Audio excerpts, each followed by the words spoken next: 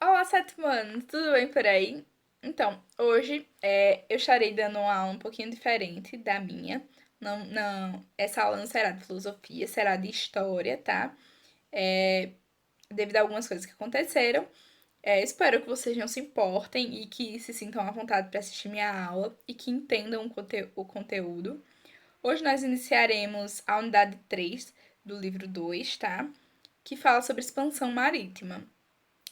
Essa expansão marítima ela se desenvolveu a partir de uma crise econômica que foi gerada lá pela peste negra em 1348, tá?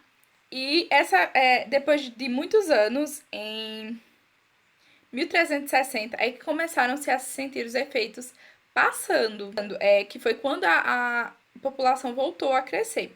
Porém, ainda era uma coisa muito escassa e eles estavam em crise econômica, tá? Bom, como a população ia crescendo, os comerciantes eles viam a necessidade de ter mais produtos para venda. Porém, não tinham mais produtos para venda porque tudo vai se desgastando com o tempo, né? Então, cada vez mais os europeus começaram a tentar vender em lugares mais distantes e buscar produtos também em lugares mais distantes. E essa busca por produtos e vendas em lugares mais distantes, ela deu início à expansão marítima. Bom, e aí a gente tem Portugal, potência marítima, né? Bom, o crescente poder dos reis, ele foi acabando sendo associado à busca pelas riquezas que eles buscavam em outros lugares, tá? Eles precisavam de novas fontes para metais preciosos, para que desenvolvesse o comércio, a exportação, para se desenvolvesse economicamente falando. E Portugal foi um dos primeiros reinos a se desenvolver nauticamente falando, né? Então eles já tinham um certo domínio marítimo, de mapas, de localizações. Isso fazia com que eles conseguissem ter uma relação melhor com o mar e conseguissem se locomover mais fácil e encontrar terras e etc. Bom, o que fez com que o Portugal fosse um pioneiro nisso? Então, a precoce centralização política foi um desses fatores. Como assim a precoce centralização política, professora? É o seguinte, naquela época, o rei que estava no poder, que era o rei Fernando I, ele morreu. E ele não deixou um herdeiro homem que pudesse tomar o poder. Então, o que aconteceu? Ele tinha uma filha. Essa filha se chamava Beatriz. Ela era casada. E, levando isso em consideração que ela era casada, ela poderia, sim, se tornar rainha. Porém, ela tinha um irmão bastardo que se chamava João, que se chamava Dom João, e aconteceu nesse momento uma briga, né? E a burguesia ficou ao lado de Dom João, a burguesia e a nobreza ficou ao lado de Dom João, enquanto a Beatriz ficou apoiada pelas massas. Porém, como a nobreza tinha mais poder, tanto poder aquisitivo quanto em armamento, eles conseguiram vencer essa disputa, essa batalha, colocando Dom João no poder. Com Dom João no poder, a centralização política ficou entre os nobres e os burgueses, porque foram quem apoiou ele, né? E aí, com ele no poder, se centralizou a política, tá? E como isso fez com que a expansão marítima ficasse maior? A burguesia, que tem aí burguesia empreendedora, a burguesia, ela era a maioria, era parte comerciante. E esses comerciantes, eles queriam, como eu falei um pouquinho antes, eles queriam novos produtos, novas especiarias. E em Portugal isso estava se desgastando. Então eles precisavam viajar para outros lugares e encontrar coisas novas para vender, para fazer comércio e achar pessoas novas para vender, para que a economia de Portugal melhorasse sempre, tá? Como como Portugal já tinha um aperfeiçoamento náutico muito bom, eles já tinham noção do mar e dos mapas, e esse mapeamento, para eles também foi muito fácil ser pioneiro nesse setor. E além, claro, da posição geográfica que era totalmente favorável aos portugueses. Eles tinham acesso ao mar de forma muito fácil. Quais os objetivos da expansão marítima? Como eu já citei alguns, eram buscar especiarias, buscar metais preciosos, que era uma coisa que a burguesia prezava muito, né? Já que isso faria com que a economia melhorasse, assim como as especiarias. Os novos mercados, ou seja, novos compradores para aqueles produtos que eles fossem adquirindo nos lugares que eles fossem passando. A expansão do cristianismo e o interesse de classes. Vamos lá, a expansão do cristianismo. Como é que isso funciona? Bom, naquela época, o protestantismo ele surgiu e fez com que muita gente desacreditasse da Igreja Católica.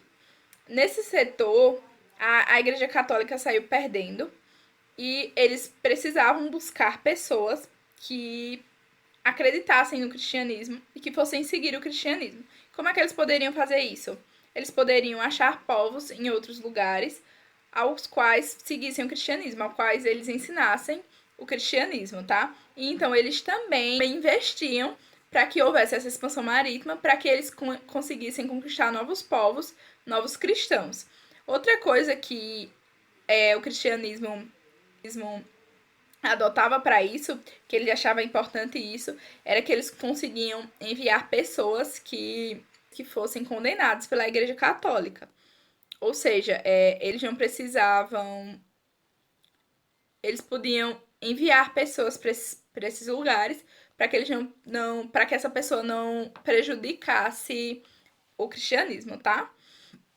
E o interesse de classes, como seria isso? O interesse de classes é a ideia de que todas as classes, principalmente as mais altas, prezavam por isso. Tanto é que elas investiam nisso, tanto a nobreza quanto a burguesia.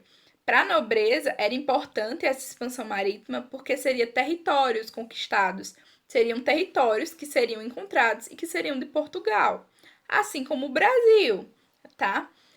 E para a burguesia era importante, como eu já havia citado, para a questão do comércio, tá? Novas especiarias, novos metais preciosos, novos tecidos, novos tipos de comércio. E isso faria com que a economia dos portugueses melhorasse. Então, isso era interesse das classes, que a economia portuguesa melhorasse, tá? É interessante citar, gente, que nesse período foi que foram criados os mapas, tá? De acordo com a expansão marítima ia acontecendo, iam se colocando no mapa os lugares que iam se passando. E é interessante que em alguns desses mapas vocês conseguem ver alguns monstros que eles desenhavam, que eles colocavam, porque, gente, é o desconhecido. Todo mundo, a maioria das pessoas tem medo do desconhecido. E como muitos navegantes iam e não conseguiam voltar, eles acreditavam que tinham monstros que engoliam as embarcações, tá? A expansão marítima foi muito importante, né? Em todos os setores. É interessante falar sobre nessa questão da expansão marítima que muitos dos lugares eles foram achados por acaso, tá? O Brasil, apesar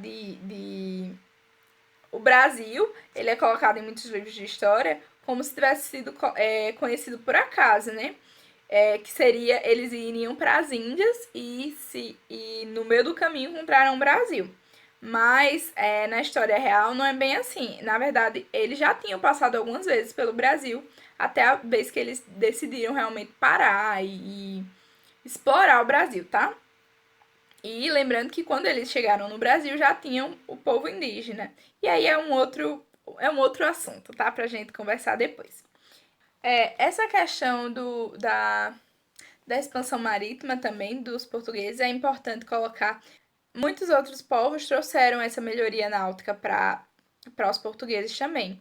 Era uma forma de contribuir, tá? Nesse período foi que surgiu a astrolábia, a caravela e muitos outros acessórios que serviam para guiar os navegantes, tá? No mar. Porque vamos lá, né? Hoje em dia é muito fácil pra gente ir para outro país pelo mar. Porém, naquela época não se conhecia nada.